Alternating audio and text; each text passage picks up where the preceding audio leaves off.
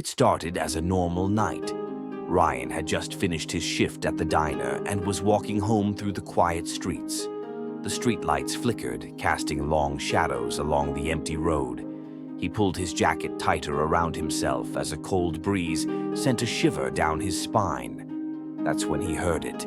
A whisper. Soft, almost like the wind, but not quite. It was a voice, a man's voice. Ryan.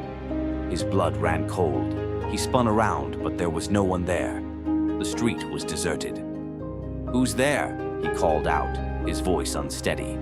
Silence. Only the rustling leaves responded. Shaking it off as exhaustion, he quickened his pace. His apartment was just a few blocks away. But then, footsteps. Slow, deliberate, following him. He turned another corner, heart pounding. The footsteps stopped. He dared to glance over his shoulder. Nothing.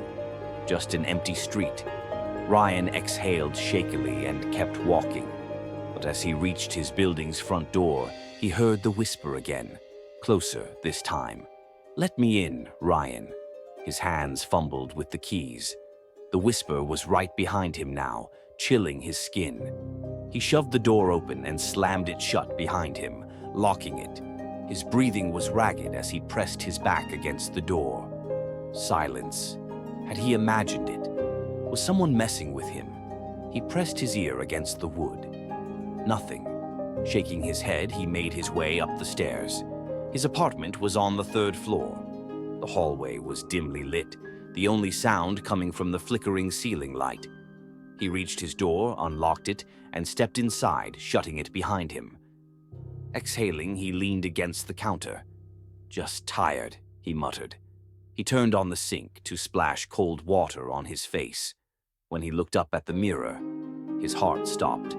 A man stood behind him, pale with hollow eyes. His mouth moved, but no sound came out. Then, the whisper. "Let me in." Ryan spun around. No one was there. But the bathroom door creaked open slowly. His breath hitched.